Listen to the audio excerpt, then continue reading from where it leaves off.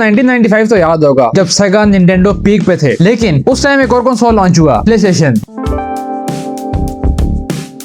जो लॉन्च किया था सोनी ने। सोनी से पहले कैमरास, टीवीज, एलसीडी ये सब बना रहा था, लेकिन इस कंसोल लाइन में आना सोनी के लिए एक बहुत बड़ा रिस्क था, क्योंकि उस टाइम पे सेगा, निंटेंडो ये सब पीक पे थे। हर बंदा गेमिंग के लिए इन्हीं को बाय कर रहा था। लेकिन फिर लॉन्च हुआ PS, प्लेस्टेशन, और भाई साहब PS1 ने सेगा, निंटेंडो इन सबको तबाह करके रख दिया। मतलब लोग PS1 के पीछे पागल हो गए थे, क्योंकि वो कंसोल उस टाइम बहुत पावरफुल था और बहुत एडवांस था उस टाइम के हिसाब से। और फिर हर बंदा PS1 पे शिफ्ट हो गया, और PS1 उस टाइम पे लॉन्च हुआ था $299 का। मतलब अगर इसको हम कन्वर्ट करें पाकिस्तानी रुपये में तो उस टाइम के हिसाब से 10,000 रुपया, और अगर आज की बात करें पॉपुलेशन के हिसाब से तो 60,000 रुपया। मतलब काफी अच्छी खासी अमाउंट थी उस टाइम के हिसाब से। लेकिन वैसे लोगों ने बहुत पसंद किया उस कंसोल को, और PS1 के 100 मिलियन प्लस यूनिट सोल्ड हुए थे। अरे भाई साहब इतना बिक गया ये। उस टाइम पे जो गेम लॉन्च हुई थी इसके ऊपर, इसके कंट्रोलर्स, बहुत कमाल था भाई साहब। अब आते हैं 5 साल बाद 2000 में, जब लॉन्च हुआ PS2।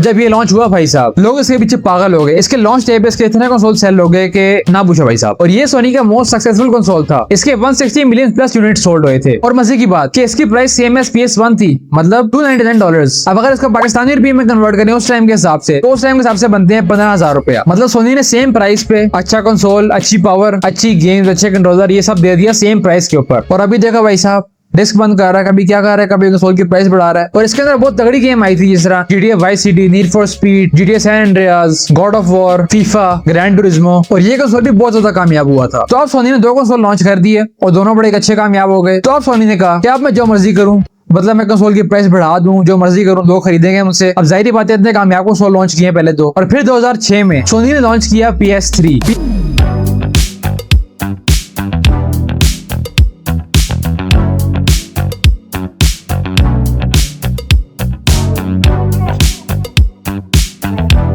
PS3 PS2 से बहुत ज्यादा पावरफुल था। इसके अंदर बहुत तगड़ी गेम आई थी, और सबसे मजे की बात, इसके अंदर आए थे वायरलेस कंट्रोलर्स, मतलब डुअल शॉक 3 कंट्रोलर्स। लेकिन इसके सिर्फ 87 मिलियन यूनिट सोल्ड हुए थे, क्योंकि ये कंसोल इंतहाई महंगा था उस टाइम के हिसाब से। ये कंसोल लॉन्च हुआ था 2006 में $499 का। अब अगर इसको पाकिस्तानी रुपये में कन्वर्ट करें उस टाइम के हिसाब से, तो उस टाइम के हिसाब से बनते हैं 30,000 रुपया। अगर हम इसको कन्वर्ट करें आज के हिसाब से, तो आज के टाइम में बनता है 1,40,000 रुपया। मतलब ऐसा अंदाजा करो, इतना महंगा कंसोल। मतलब इसकी प्राइस PS2 और PS1 से काफी ज्यादा महंगी थी। PS1 और PS2 की प्राइस सेम थी, लेकिन PS3 की प्राइस उनसे काफी ज्यादा थी। एक तरफ ये कंसोल बहुत पावरफुल था और एक तरफ इसकी प्राइस बहुत ज्यादा थी, इसलिए इस कंसोल को लोगों ने इतना बाय नहीं किया। और PS3 को लोगों ने बहुत हेट किया था कि मतलब इतना महंगा कंसोल है, और PS3 को लोगों ने इतना हेट किया कि सोनी का करियर खत्म होने वाला था। लेकिन फिर आया 2013, उस टाइम सोनी ने लॉन्च किया PS4।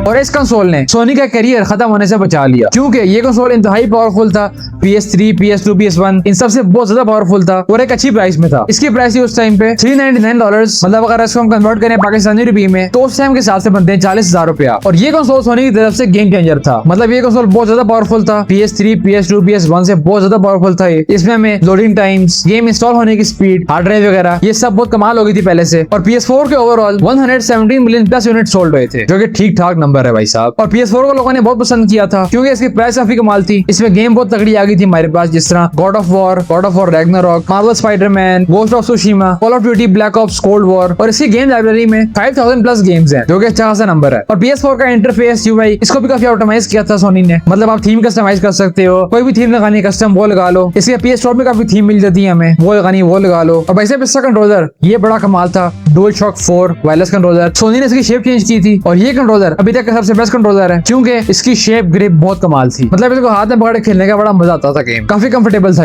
और PS4 में एडिशंस भी आए थे कुछ गेम्स के, जिस तरह अनचार्टेड 4 वाला, फोर्टनाइट वाला, GTA 5 का और स्पाइडरमैन का भी आया था। और PS4 में गेमिंग एक्सपीरियंस बहुत कमाल हो गया था। मतलब गेम में ग्राफिक्स, विजुअल्स, कॉम्बैट वगैरह सब बहुत कमाल हो गया था। गेम के अंदर गेम में मैकेनिक्स जो होते हैं ये सब फुल रियलिस्टिक हो गए थे। और इसका कंट्रोलर, इसमें वाइब्रेशन, हैप्टिक फीडबैक्स ये सब PS3 वगैरह के रिमोट से काफी बेहतर हो गई थी। मतलब गेम खेलने में पूरी वाइब आती थी, प्रीमियम फील। और सोनी भी PS4 को काफी टाइम तक बनाता रहा था। मतलब PS4 की प्रोडक्शन 2021 में सोनी ने बंद की है। मतलब ये कंसोल इतना बिका इनका कि इन्होंने इतनी लंबी प्रोडक्शन की है इसकी। और इस तरह PS4 ने सोनी का करियर खत्म होने से बचा लिया था। और तुम्हारे इस बारे में क्या थॉट्स हैं, कमेंट में बताओ। तो बस भाई साहब मेरा हो गया, मैं चलता हूँ, तुम सब्सक्राइब करो।